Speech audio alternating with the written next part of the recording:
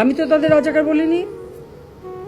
তারা নিজেরাই স্লোগান দিয়ে নিজেদেরকে রাজাকার হিসেবে পরিচিত করলো সকলের কাছে, এবং এটারই প্রতিবাদ প্রত্যেক শ্রেণী পেশার মানুষ কিন্তু করেছিল, সকলেই। হ্যাঁ, আমাদের ছাত্রলীগ থেকে শুরু করে, যুবলীগ থেকে শুরু করে অন্যান্য সংগঠন, প্রগতিশীল সংগঠন সকলেই কিন্তু এর প্রতিবাদ করেছে। এমন কোনো সেকশনের মানুষ নাই যেটা প্রতিবাদ না করেছে। তখন তারা তাদের স্লোগান পরিবর্তন করলো। কি স্লোগান? চেয়েছিলাম অধিকার, হয়ে গেছি রাজাকার। আরে রাজাকার তো আমি তোমাদের করি নাই, তোমার নিজেরা স্লোগান দিয়ে তোমাদেরকে রাজাকার করেছো। তোমার স্লোগান দিয়েই তোমাদের পরিচয় দিয়েছো। তোমরা শুধু না, তোমরা রাজাকার, তোমার বাবা রাজাকার, এটা তো তোমরাই করেছো।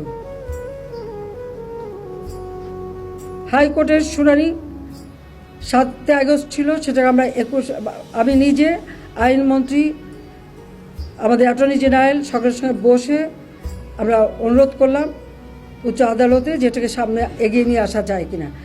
আনা হলো 21শে জুলাই, সেখানে বসালে এই ছাত্রদেরও বলা হলো যে তোমরা এর সঙ্গে যুক্ত হও, তোমরা আপিল করো। আমি তো আপিল করেছি, তোমরা আপিল করো। তারা কিন্তু যুক্ত হলো, কিন্তু আন্দোলন থামালো না। তারপরে যখন রায় হয়ে গেল, তাতেও তারা উঠবে না। কেন? প্রজ্ঞাপন জারি করতে হবে। রাষ্ট্রপতিকে 24 ঘন্টার আলটিমেটাম, এখানে আলটিমেটাম, ওখানে আলটিমেটাম দেওয়া শুরু হলো। এটা কোন ধরনের কথা? একটা মানলে আরেকটা মানলে আরেকটা। 1 দফা কোটা সংস্কার, তার থেকে চলে গেল 3 দফা, তারপরে 6 দফা, তারপরে 8 দফা, তারপরে আবার 4 দফা। যখনই যেটা চাচ্ছে দিয়ে দিই, তখন আরও একটা দফা। এই করতে করতে যখন প্রজ্ঞাপন, আইনমন্ত্রী বলেন এটা তো সময় লাগে। তারপর আইনমন্ত্রী কিন্তু বলে দিলেন যে আমি মঙ্গলবারে প্রজ্ঞাপন করে দেবো। ঠিক সেই মতো প্রজ্ঞাপনও করে দেওয়া হলো। প্রজ্ঞাপন যখন পেয়ে গেল, তারা যা চেয়েছিল তার থেকে বেশি, তাদের 90% ছিল, 93%।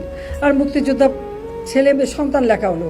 তো মুক্তিযোদ্ধা সন্তানদের তো এখন আর ওই বয়স নাই যে 30 বছরের কেউ না, যে তারা এখন চাকরি পাবে। তার মানে ওই যে 5% সেটাও তারা পেয়ে গেল, তাতেও তারা তৃপ্ত না। তখন আবার আসলো সে 8 দফা থেকে 4 দফা আনতে হবে। এটা কি যে বাধ্য হলাম আমরা, যখন চারিদিকে এভাবে আগুন, এই টেলিভিশনে যখন আগুন লাগলো, এখানে হাজার হাজার লোকের টেলিভিশন আক্রমণ করছে।